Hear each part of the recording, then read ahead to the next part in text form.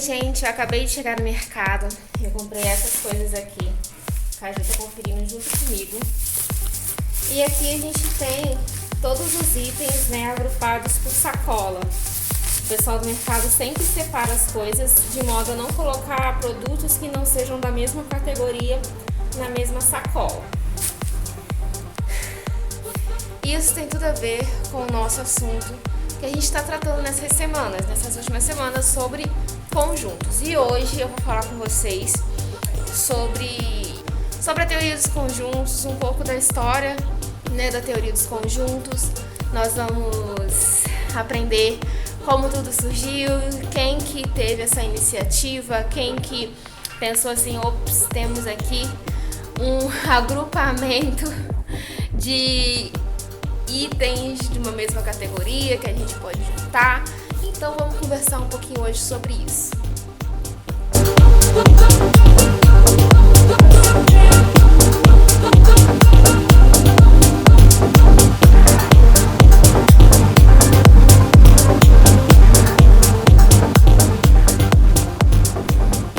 Então, antes de guardar as minhas compras, a gente vai conversar um pouquinho sobre a teoria dos conjuntos numa parte mais histórica, para a gente entender melhor como que foi pensado sobre isso.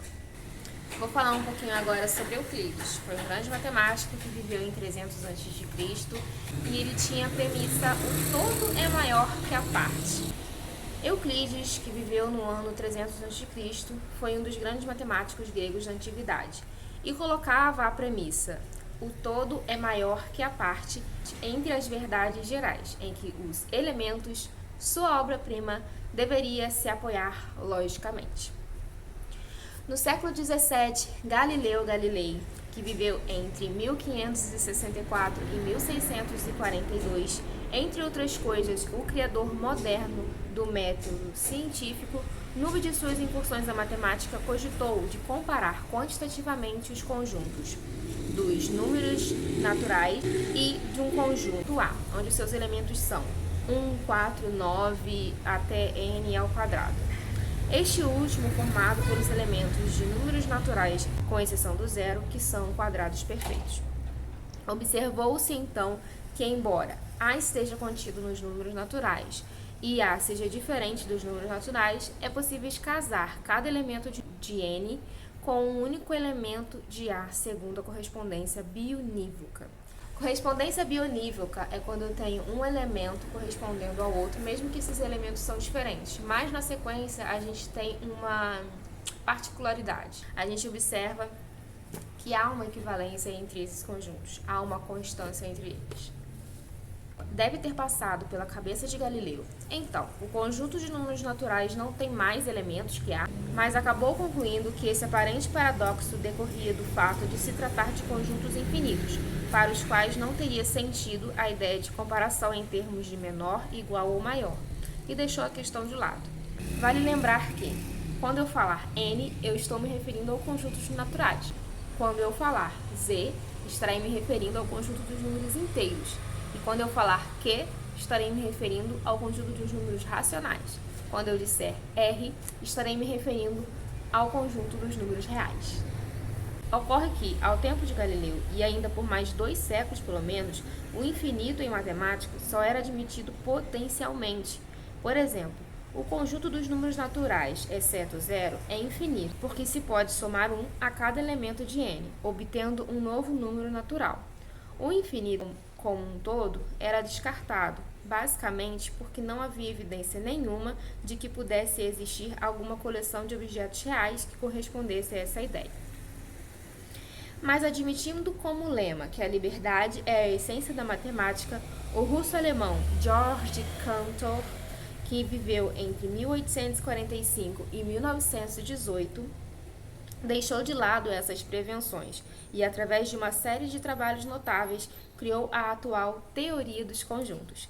Cantor admitiu como característica fundamental dos conjuntos infinitos exatamente a possibilidade de correspondência bionívoca com uma de suas partes próprias, como ocorre com n, com exceção do zero, em relação ao citado conjunto. A, por exemplo. Mas o feito maior de Cantor foi conseguir hierarquizar o infinito. Provou, entre outras coisas, que n, exceto zero, n, z e q são conjuntos infinitos equivalentes. Nenhum deles tem mais ou menos elementos que os demais, o que é surpreendente. Demonstrou também que R é um conjunto infinito de ordem superior a Q, ou seja, R tem mais elementos que Q. A criação da teoria dos conjuntos dividiu a comunidade matemática. Kronecker, que viveu entre 1823 a 1891, chegou a chamar Cantor de charlatão da ciência. E Poincaré, que viveu entre 1854 e 1912, afirmou que o cantorismo é uma doença de que a matemática terá que se curar. Por outro lado, disse Hilbert, que viveu entre 1862 a 1943, do paraíso criado por Cantor, ninguém nos tirará.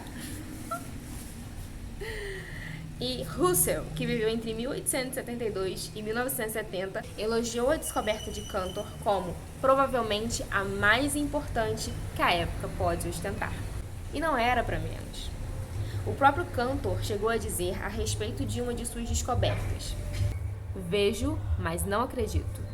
Mas a teoria dos conjuntos não só venceu, como principalmente é responsável por grande parte do progresso matemático no século XX. Bom, gente, esse foi o vídeo de hoje. Espero que vocês tenham gostado.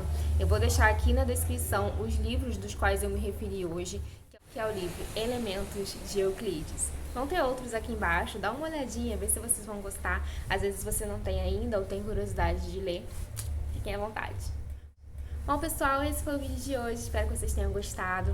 Peço para vocês curtirem, deixar o like de vocês, comentarem aqui embaixo com um coraçãozinho e também se inscreverem no canal se não forem inscritos e também compartilhar com todos os seus amigos, tá bom? Um beijo.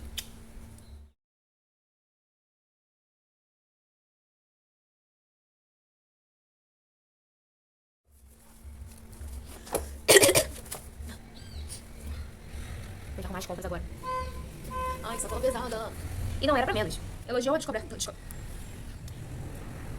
Poincaré, que viveu em 1850, Kronecker, porque se pode somar um a cada elemento de N. Ocorre que é o tempo, mas acabou concluindo que esse aparente paradoxo da exponência biunívoca é de Gerais. E ele tinha a premissa, o todo, e assim, os elementos, uma de suas obras-primas, ou, enfim, os elementos, cujo esse nome, elementos, é o nome de uma obra-prima sua, essa obra